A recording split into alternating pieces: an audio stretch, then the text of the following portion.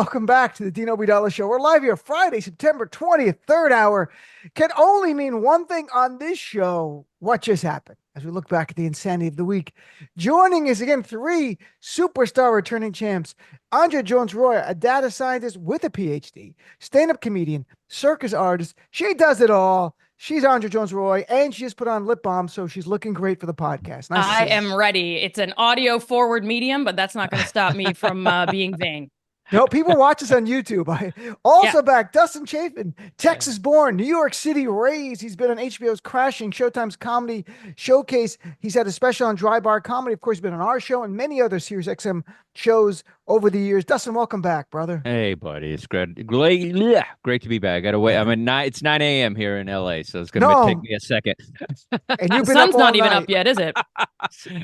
Dustin been up Got my all night. Celsius. Yeah, He's I'm drinking ready. his I'm Celsius. ready. And Yeah. also back, my buddy Scott Blakeman. We co-created Stand Up for Peace, which has failed. He's done over 30, 40, maybe 50 national TV appearances. One of the best comics in the country today. Also does a podcast because every comedian must. Scott, good to see you. Great to see you, Dean. And actually, it hasn't failed. It's just we never put a time frame on when it would succeed. So I'm still out there, and I'm going to be starting my swing state comedy tour on September 28th. So Really? yeah, I'm going to be putting it together as we speak. But I'm starting out in Pennsylvania September 28th with a bunch of other comedians, and then the other shows I'll be doing my own or with others, as the case may be. Is the idea to distract the Republicans and keep them from voting? Is that the plan? I haven't really thought it through. I was going to really do it just for undecideds, but then there'd only be 4 people in the audience and 2 would be lying. So Right. it wouldn't be a good business model. So whoever wants to show up, we'll All right. We should book Scott's really opening bad. with the plugs. I love it. Right. He went right with it. He didn't put on. Just We- out of the gate. We should put together a pro-Trump comedy tour with the worst comedians ever who are horrible. And they go out there, people are like, that was terrible. Like, yeah, that's Trump. I'll do it. That, They already do that. They already I'm do available. that, actually. Yeah. but they do it unironically. They don't do it as mocking like we're doing it. That's all they can do. Is there a pro-Trump comedy tour out there that you know, There's Dustin? gotta be. Yeah, compound media. All that stuff. There's that stuff's happening. Sure. Like they're touring? I guess, sort of. It's not comedy, but they consider It's touring. I mean, they're comics. Jim Brewer, they're comics. They're real comics. Well, some are Yeah. real. But Yeah. but I wonder if it's actually like billed like no, they're on the right. I get that, but I actually wonder if it's billed as a get out the vote for Trump kind of stuff, or we're going out there and touring, and people come and they happen to be on the right and they like us. That's Right. all. I mean, I'm they're sure not- some of that's happening. Yeah. They're not a funny group, the MAGAs, as I can tell.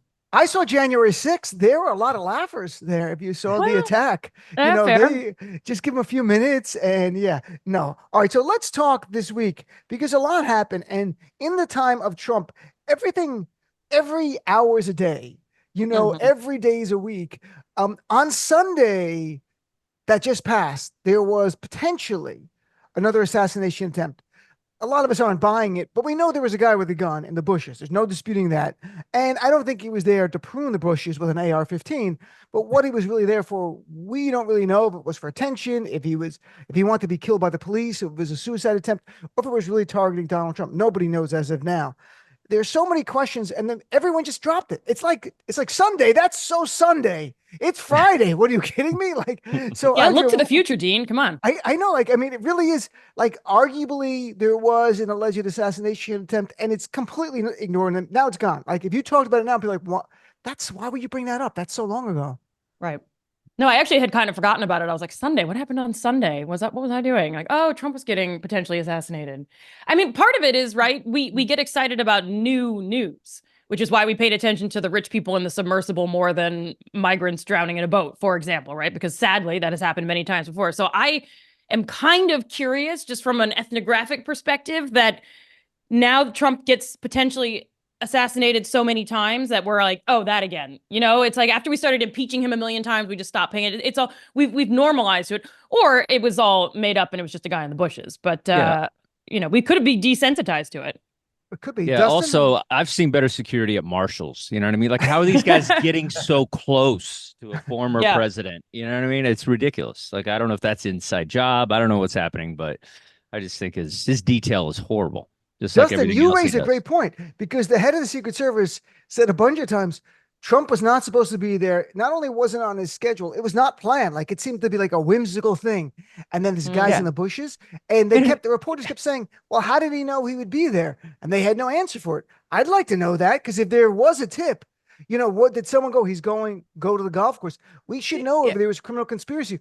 Was the guy camping? I mean, you could hang out. You could camp in the bushes. Who golfs like that? Like it's well, it's almost like he's like, oh, I'm craving a Baconator, so I'm gonna go to Wendy's. That's how you golf. You do your tee time. It's like a week in advance. Like he's just the spontaneity. Well, he owns the club. Yeah. When you own the club, though, you can be a little bit. Whatever. No, but at the same time, Scott, look, the reality is most presidential candidates who are trailing in the polls would be on the campaign trail, not the golf course, 50 days out. So it really was it just a lucky guess, the guy? It could have been, it really, to be fair, or it could have been tipped off, or it could have been a guy who's just in desperate need of help in the woods, want to be killed by the cops. We have no idea because they fired one shot and he just fled. He dropped the gun, left all the evidence, like out of a movie. They found the backpacks, the GoPro, the scope. I was like, I'm out of here. Got in a car, just drove away, and then they arrested him, and he won't talk. So he's not insane. He's like, nope, I want a lawyer. That's what they said. He immediately invoked his right to a lawyer. So I'm like, didn't I see a JFK movie about this? Like, aren't they going to lead him out of the garage and then he'll be shot? Like in the basement with Jack Ruby? So what's your take, Scott? Well, certainly a lot of questions about it, and I wouldn't put it on the Secret Service. Even and I thought it was terrible, the grilling and the ultimate resignation of the former Secret Service director. I mean, look, they do the best they can. Look, the first attempt was a real assassination attempt, and thankfully, it was tragic because people were killed. But it is interesting how, as a country, we are very desensitized, and it is part of this news cycle. Let's go on to the next thing. And as Andrea said, we don't even, the next thing is rarely the most important thing. And there are so many things. And I think it's important for everybody to, as you do, Dean, because you send clips from, links to all different things, watching internationals, all this stuff. I mean, maybe we wouldn't be where we're at in the Middle East if people wouldn't follow this story, or the news media wouldn't put it out there all the time, except when there's a war, an imminent war. So it's a disturbing situation. It's more disturbing what Trump and Vance are saying. Basically, Vance has said this right from the beginning. This is the Democrats. It's because of what the Democrats saying why Trump got shot at. And that's incredibly dangerous. And when Trump calls Democrats the enemy, which is incredibly dangerous. So it's very disturbing, whatever the background is. And the way we look at each other as the enemy, and the way that we're saying, well, it's because of them, when we know, especially the first assassination attempt, it's a sad model of some disturbed kid and who could have easily shot at Biden too, according to his notes. It was a crime of opportunity. So whatever it is, he was a registered Republican too. I should just note that. And this guy had posted about the GOP race, the guy they arrested in January. He wanted Nikki Haley to run with Vivek, which is just awful in its own right, but to defeat Donald Trump. So look, and so let's play a new game. Who's a bigger asshole?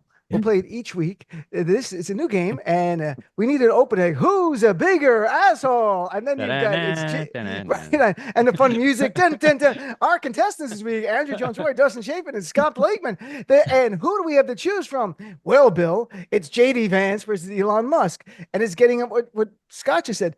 That's JD tough. Vance. It's a tough one. JD Vance said after the attempted shooting or whatever it was on Sunday, a guy in the bushes at the golf course, the big difference between conservatives and liberals is that no one has tried to kill Kamala Harris the last couple of months, and two people have now tried to kill Donald Trump. And Elon Musk tweeted on Sunday, even before that, and no one's even trying to assassinate Biden/Kamala. And it's really tough because they both have a body of work that deserves to be called assholes. But Right. Andrea, based on these comments and what you know about JD Vance, let's look at the week in general. I should also add, Elon Musk amplified a lie that there was a bomb planted at Trump's rally in Long Island, which wasn't true at all. He amplified that to his people. He is really a national security threat. I mean, this guy is dangerous. And JD Vance keeps doubling and tripling down on the idea of pets are being eaten by Haitian immigrants.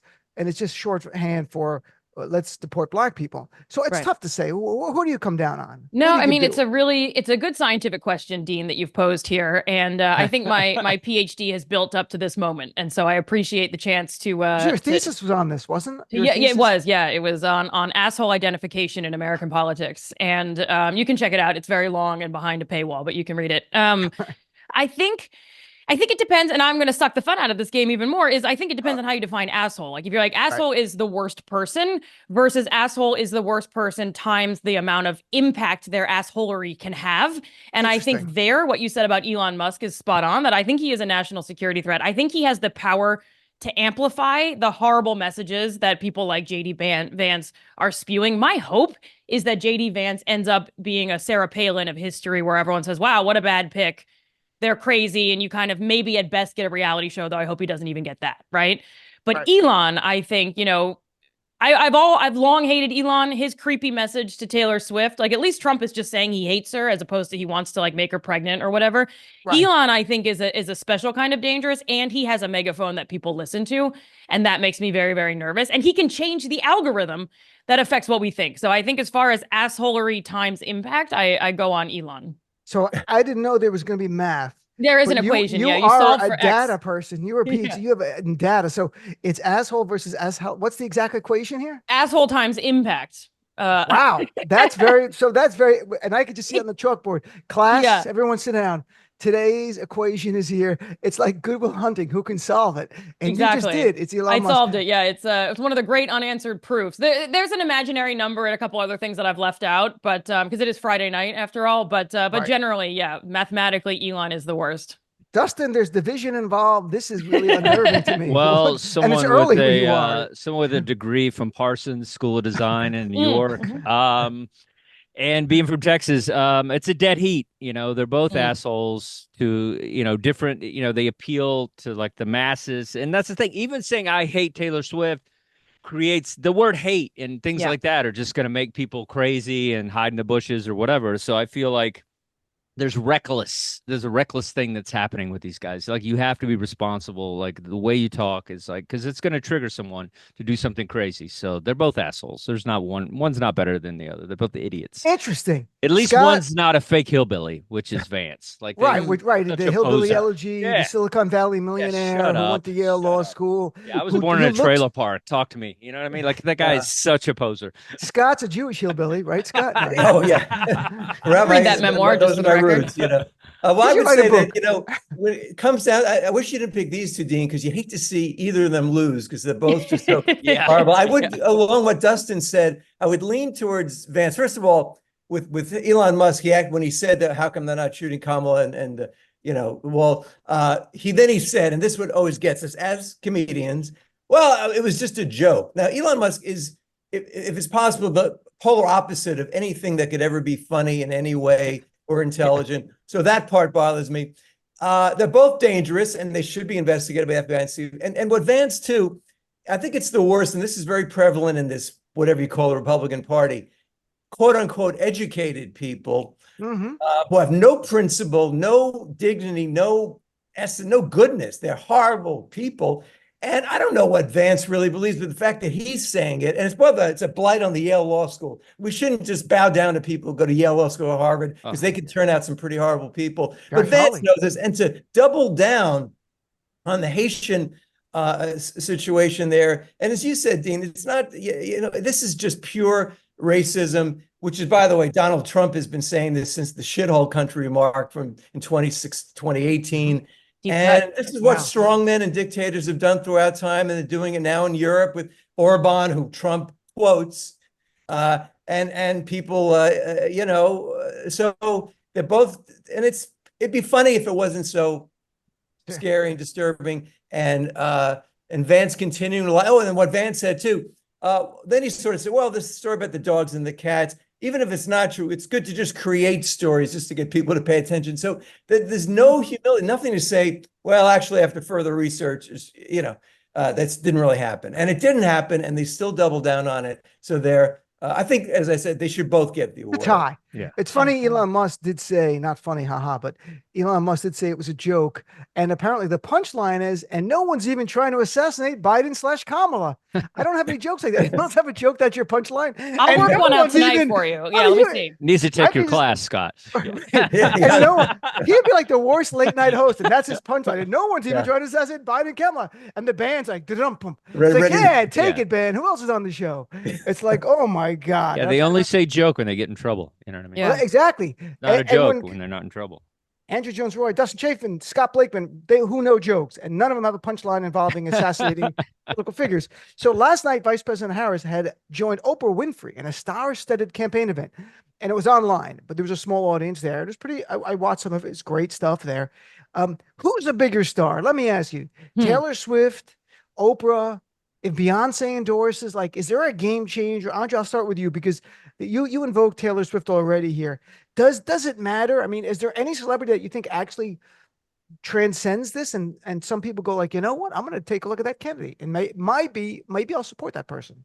I mean, I think it depends on, as far as when do celebrity endorsements affect elections, I think it really depends on the election and who these mysterious swing voters are. You know, Scott, if you meet any of them on your tour, please give me their names so I can talk to them. But I think the Taylor Swift one in this election in particular, because she has built this kind of cult following where people really will do what she says.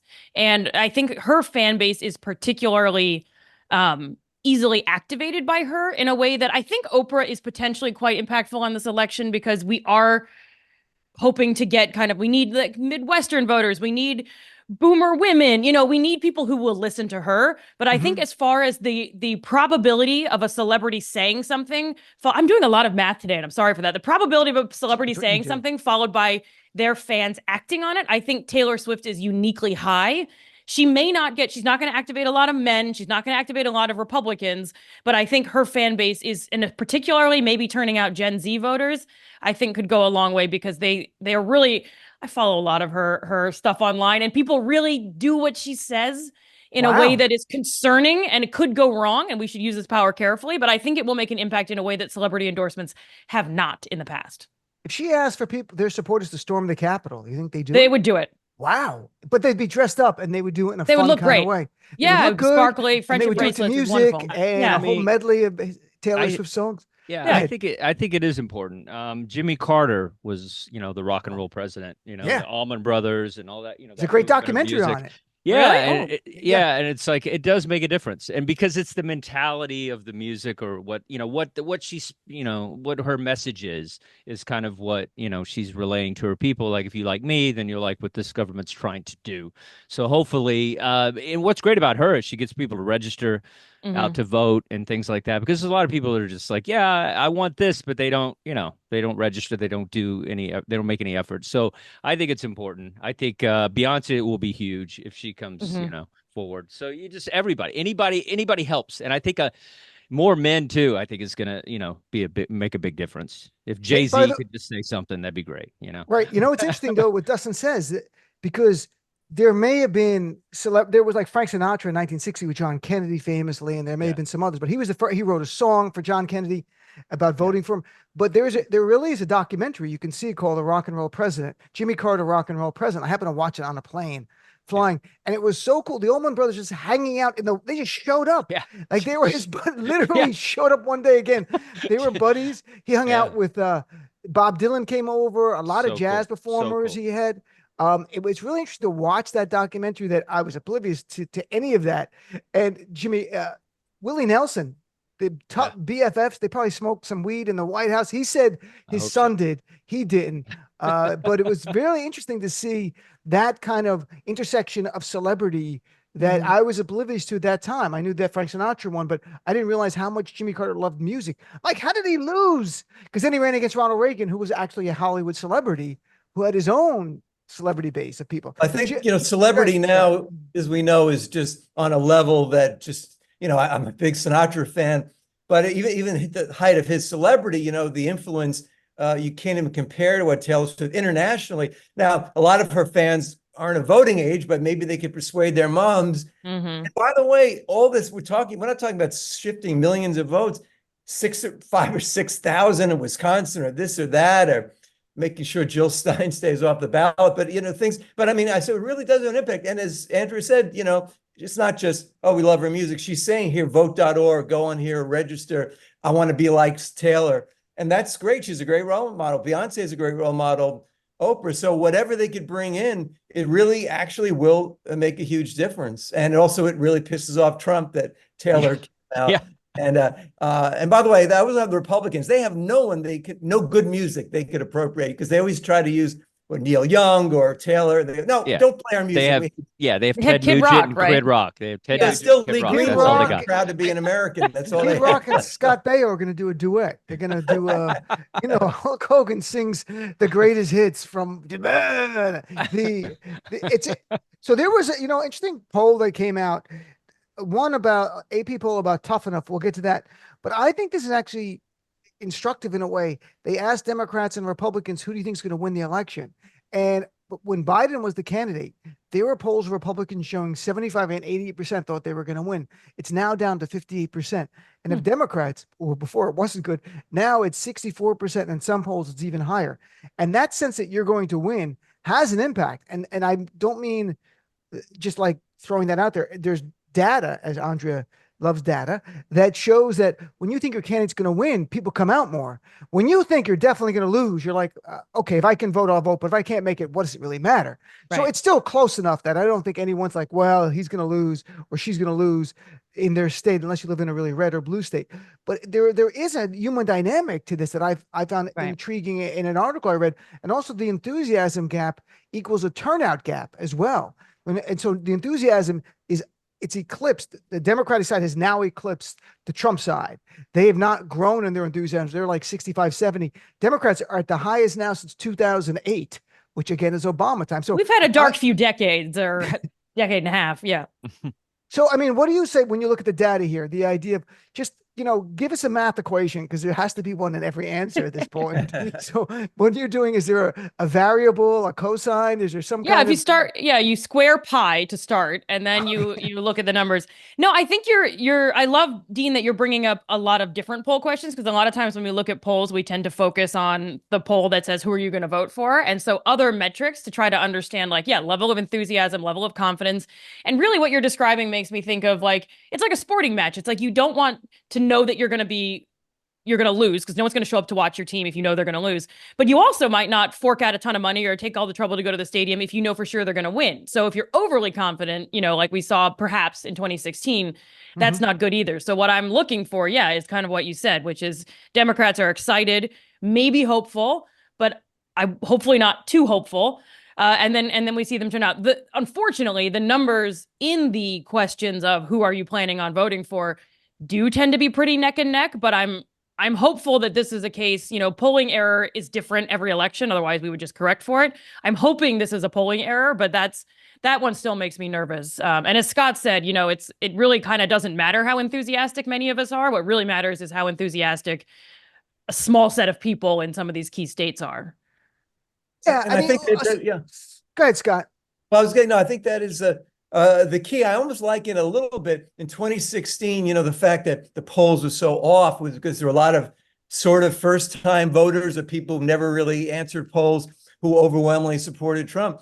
And I think that, first of all, now you get what we didn't have even in 2020, about 20% of the Republican electorate who is definitely not going to vote for Trump. They were the Nikki Haley people.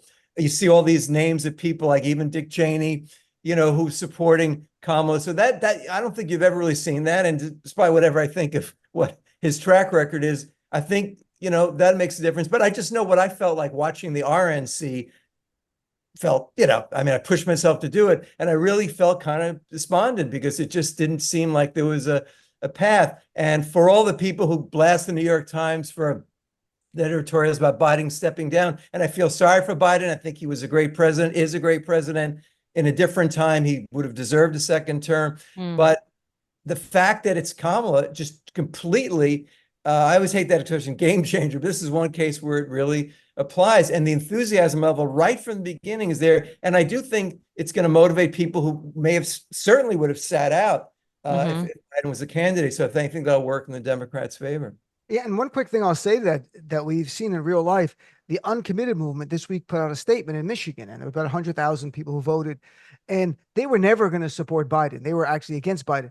Their statement is essentially, we're not endorsing Harris, but you should vote for her because Trump will be worse. Because they said that don't vote third party in the battleground. Say do not, because you're helping Trump. Don't vote for Trump because he'll be worse for the Palestinians.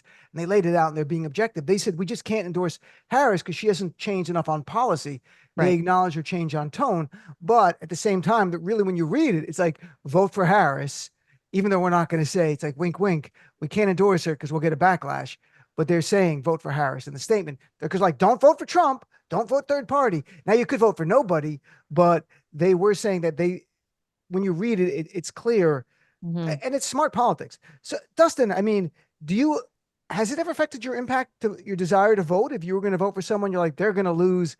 I'm not, or do you vote all the time? I don't know how often you Well, vote. I always voted the wrong person. It was always Ross Perot or Ralph Nader. I always went the independent route, and then the Right. person I didn't want ended up getting elected. Right. So I feel there is an enthusiasm. Like Andrea was comparing it to sports. It's kind of like, it's kind of like being a Jets fan today. You know what I mean? Like you're excited. Like you've had this like losing streak, but it feels like, it felt so out of the gate. It was just, we felt doomed with the whole Biden thing. And then it's a resurgence, and it's nice. It's exciting. I'm excited. Like I've never, I'm always looking for interviews and things she's doing and like reading up, and like I'm way more into it and before this happened. So I think it does help people that are just kind of in the middle of, the swing. I am kind of the swing guy when it comes to like, how I feel. Sometimes I'm over here, sometimes I'm over here. So she gets me excited. So hopefully there's more rugged men. We need more rugged blue men out there. There we go. Being a Democrat is not weak.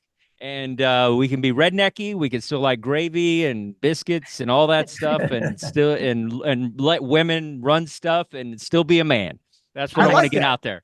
There we go. Dustin Chafin making a plea. The white dudes for Kamala. Not just white dudes, real men. Yeah. Real men. You know, it's interesting you met, because you're not really white. He's also Native American, which look, nobody's white except for Andrea. I'm very white. I'm blending into my own walls. The only person that's vegan lip gloss. Yeah, the whole thing. I'm Dutch and Irish, Dean. I am translucent. Yeah. And I was in the Dutch land. I was in the Netherlands. I was in Netherlands in May. Beautiful. I liked it very much. Yeah. It's interesting. Dustin, you talk about sports analogies, and so did Andrea. That for me, I used to do a joke about being Palestinian is like being a Mets fan. Like the beginning of every season, you're like, "This is our year," and halfway through, you're like, "This is going to be awful." But right now, it's not as funny because it's just especially awful with the Palestinians, and the Mets are actually doing quite well for a change, and they might actually not gotta update the joke. Self-destruct. I would say, most Mets continue to be alive, so there's that too. Right, so, we got that. All right, so let's take a break and come back to this. We're gonna do Trump Dementia Watch, because we have two new entries this week that the media, they just talk about. But if Biden was the nominee, this is all we'd be talking about, folks. It'll be nonstop. We'll be right back with more of this show right after this. And welcome back, Dean Obeidallah Show. We're continuing what just happened here on Friday, September 20th, with our friends Andrea Jones-Rooy, Dustin Chafin, and Scott Blakeman. The corporate media's double standards on certain issues are so obvious. One was on the way they covered Biden, and he stammered. He used the wrong preposition. You see that? He should be in a home. He used plural when he should have used singular. What is going on? And then you've got Trump. This week, Trump did two things. At a town hall on Tuesday, he said about energy independence, he said, we have Bagram in Alaska. It's bigger than all of Saudi Arabia. He goes, check it out, Bagram. Bagram's a military base in Afghanistan. It has nothing to do with Alaska. But the media, except for a few, didn't cover it. And then Wednesday on Fox News, he talked about the debate being fact-checked by moderators. So the audience went crazy. I said they fact-checked me 10 or 11 times. The audience went, absolutely, they went crazy. And there was no audience at the thing. Now, if Biden had said this, Republicans would have ads. Morning Joe would have had psychologists on. What does that mean, doctor? What is your opinion? Can you give us something? CNN would have had a panel of doctors going through, showing maps and eye charts and all that. Here, this got mentioned, but in passing. And Morning Joe, they covered it for like a minute. Saw a story. So, Dustin, I mean, I do this all the time. I'll be like, I crushed, I destroyed, and there's like two people in the crowd. You know what I mean? There was no audience. The audience was ballistic. It was just the waitress. Yeah. I mean, I felt Biden got all of that. The dementia stuff, the old stuff, but people, and they lost track. Even like, I remember I did a joke about I did a vague joke about just old people shouldn't be running stuff, and, basically, and then people would just assume that it was just Biden, but I'm talking about everybody. Like everybody's getting too old for it. And it's like, there should be a certain cap. And I think, Trump is definitely, you're seeing the signs, and he's just making stuff up, and you see it. It's clear. It's interesting. I remember Dennis Miller. Everyone remember the comedian. Yeah, yeah. And at one time he was actually on the left, and then I don't know where he is now. He's not that visible. He might not be on Team Trump, but I remember he did a joke so long ago about Ronald Reagan. He goes, so good. Ronald Reagan has his finger on the nuclear button, and he's like 70. He goes, my grandfather is 70. We won't let him use the remote control. Yeah. Remember that joke? Perfect. And joke. We're way beyond that with Trump. Trump is not objectively the same person. Right. I mean that watch clips of him in 2020, watch 2016. It's like a body double now. Like it's just a different person. And I think some voters, except for MAGA world, they see that. And I think that's weighing down on him. But Andrea, I mean, isn't it fair to talk about the guy is not as with it, and he's going to get worse by the day if he were to win? It's totally fair to talk about. And I mean, I was saying this about Biden even before he dropped out, which is, the age difference is not that great between the two of them. And like Dustin was saying, over a certain age, you're all generally on going to be a pretty quick decline. So even if he were in great shape now, Trump, which he's not, if you're as you said, he's not finishing sentences, he's referencing things that don't make any sense, he's all over the place. It's going to get worse every day. And that's what it's going to be going forward. And I think, I mean, to the Republicans' credit, I hate to do this, they've done a really good job of framing Biden as too old and Trump as not in that category. And the difference in their ages is so very, very, very, very small. Yeah. I mean, 2 years difference between anyone is, even children, is like not that different, right? And it's just they've done a good job of branding it in such a way that Trump is this like younger guy, and I cannot believe that we haven't been able to really pounce on that after Biden dropped out. Like there was a week where we were all like, Trump is the oldest candidate ever, ha ha ha, or oldest nominee ever, and I was like, here we go, Democrats, like let's play on their dirty level. And then we just kind of dropped it, and then we're back to being like, well, that's Trump, he's crazy, it's like grandpa's old, okay. And it's a double standard. Dangerous. Yeah, he's dangerous. And the real double standard too is it's okay for a bright, accomplished, older person like Biden, who's knowledgeable and does have the facts, even now, to have days and nights because of whatever he's going through, where he is diminished and doesn't speak well and all that, But Trump and that very debate lied throughout. And how in this country that being a pathological liar barely is like a blip, he just is a lot. That's a sickness. That's beyond dementia. That's just pathological, sociological. And I haven't really watched back in 2016, and I'm sure he's, more vigorous. Completely his different whole person. way, though, has always been. Part of it is this fatigue of, well, Trump is. He's always lying. That's Donald Trump. Even the Republican. Well, that's Donald Trump. But we have to really focus on, and as Kamala did so brilliantly in the debate, he's so easily unnerved. And yes, I'd like to see more op-eds in the Times focusing on it. But I think a newspaper and any media needs to just report what he's saying and get it out there. And people should look at it and go, does this make any sense to you? And they need to do more. He said, the big thing, and it was continuing this week, now it's died, that Kamala Harris was given the questions in advance. I'm like, the questions aren't the issue. It's your answers. Who gave you your answers? They were awful. I mean, like someone tell you to lie nonstop and make up things? And no one told you to be baited by Kamala Harris. If your skin wasn't as thin, if your skin wasn't that thin, she baited him on everything. He just kept falling. I'm like, no. And again, I'm like, this guy, just come on. So it's the world we live in right now. Let's talk about someone that Donald Trump loved. Donald Trump endorsed in March that he'd be the greatest governor ever.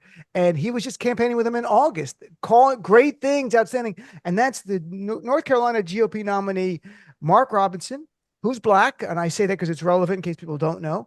Before the new stuff came out yesterday, he already said anti-gay stuff, anti-black stuff, Holocaust denying stuff that, was more subtle, but it's worse, and vile stuff by transgender people, just vile stuff.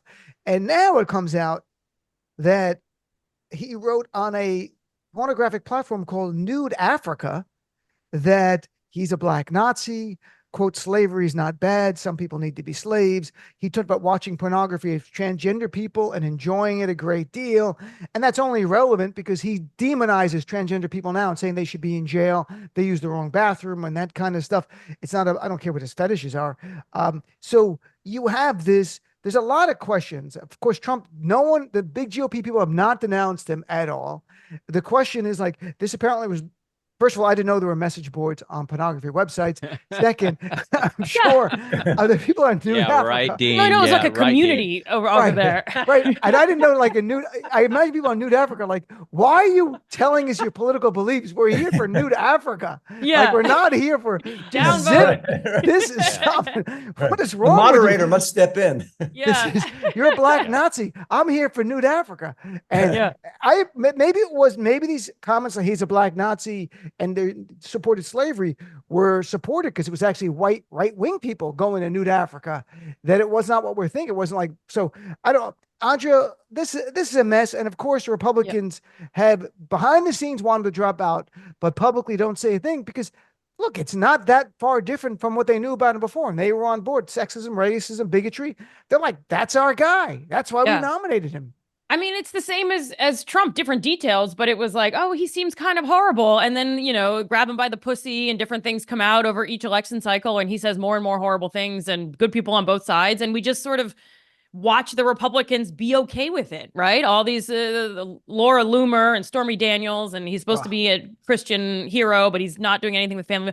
Like there's just it almost is a race to the bottom to see who can be more horrible and how Republicans can manage to look the other way. And also, just in addition to all of the hypocrisy, and of course, all these people who are obsessed with like anti-gay rhetoric and are transphobes are all obsessed with trans people, and it's all projection and it's all horrible stuff.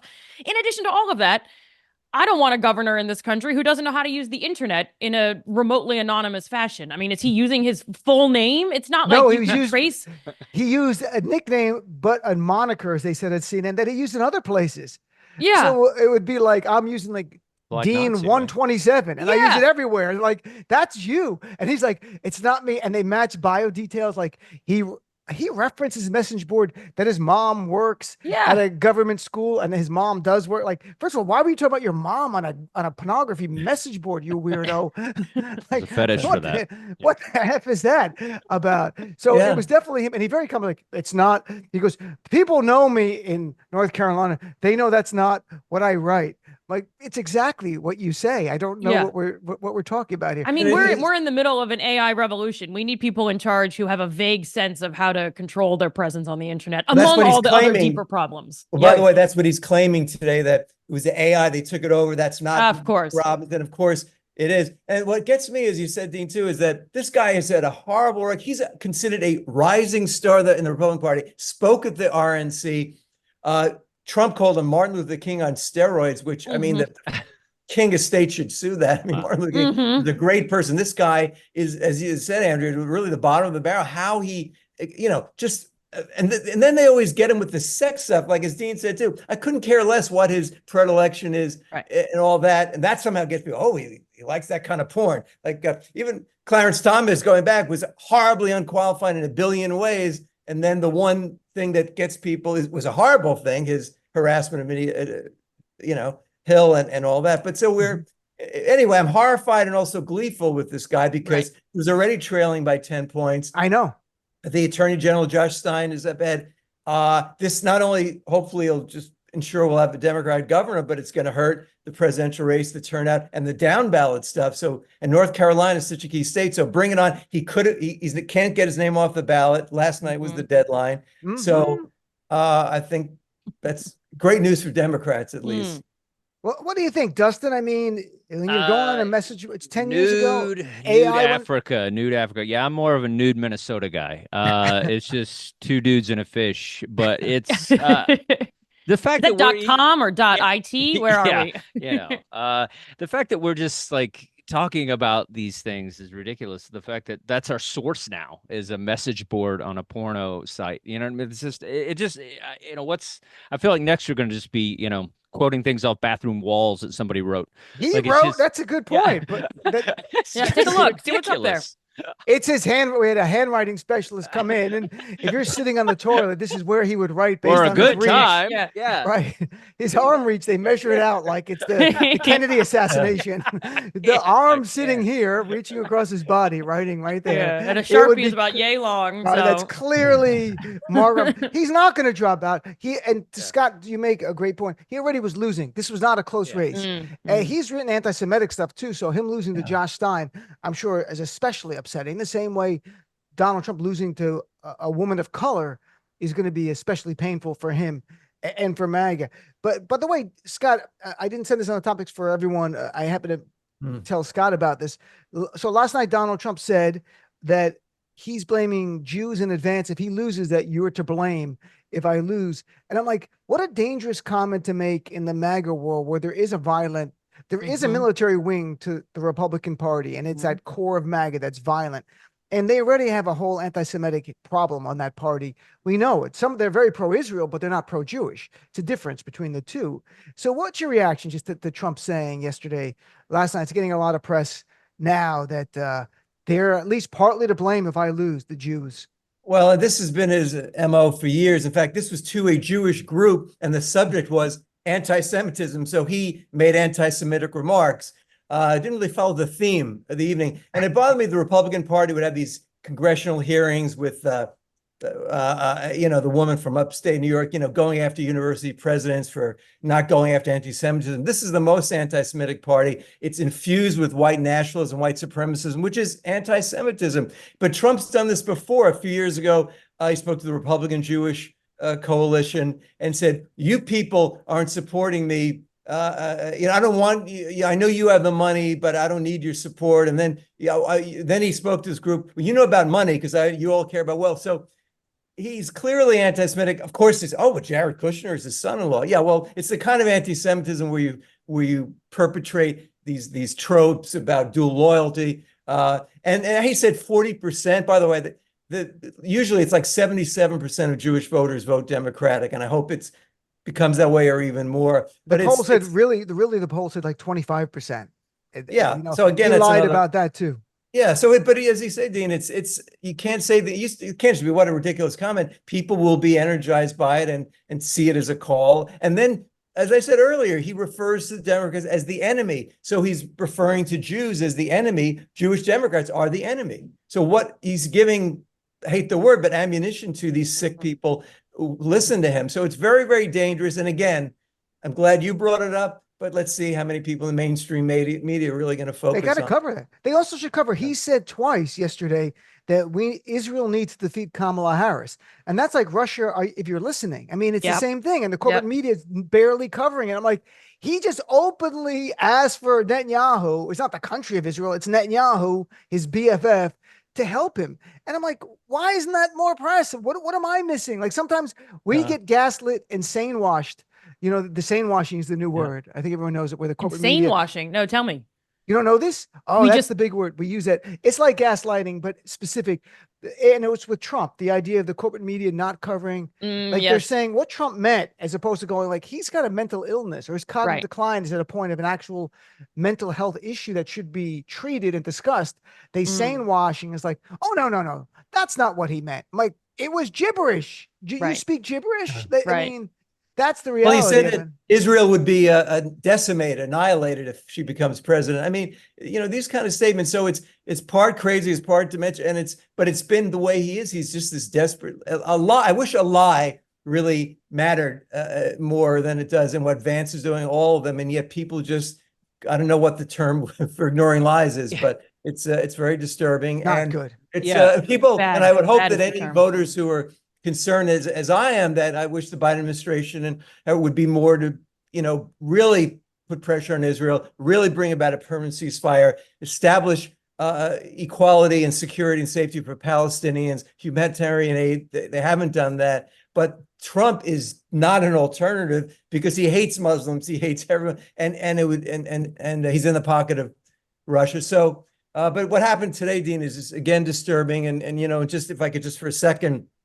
You and I have done a show called Stand Up for Peace. And then what's going on in the Middle East is inching towards a regional war. And again, yes, Hezbollah has attacked Israel, but it's been back and forth on a low level. And what's going on now? And I have, my family, my nephew married a wonderful woman who's a Lebanese Christian, and we had the wedding, and it's just a wonderful, wonderful family. And just as the comedian who had to cancel because of fear for her family, I worry about people talking at the wedding. I was just in Beirut. It's one thing with southern Lebanon, which is still wrong, military bases or rocket launchers, but this is an attack in the densely populated center at like 4 p.m. And they called it a targeted strike. You know, how could they even be allowed to use that? They bombed a bunch of buildings. Children have been killed. It's not the way to bring about peace. And the United States finally, instead of these press spokesmen who go, well, we're going to have to wait and see, let Israel investigate. No, the only way to end it is to end the war in Gaza now, and that will stop the fighting with Hezbollah, stop with the Houthis, and that is the only way to go forward. Otherwise, we're going to have a regional and beyond war. Yeah, it could get really ugly. And there was another comedian who was supposed to be on tonight, Natalie Ocker, who's from Lebanon. I mean, she does comedy here, and she was distraught on the phone with her family in outside of Beirut that she's here, but because they're in crisis mode, they don't know what's going to happen, what's going to blow up next. Are people going to get killed? Their families going to get killed? So, all right, the last topic here, we'll shift gears, a lighter thing. We'll go to the Emmys for a second. By the way, Hacks won Best Comedy. I don't know if you watch Hacks. I watch Hacks. I like Hacks. I watch Hacks. The Bear, which I don't watch, and everyone says it's not a comedy. But let me ask you before we run out of time: have you ever not watched a show and it won Emmys, and you're like, I'm going to tune in and watch it now. I got to see what's going on.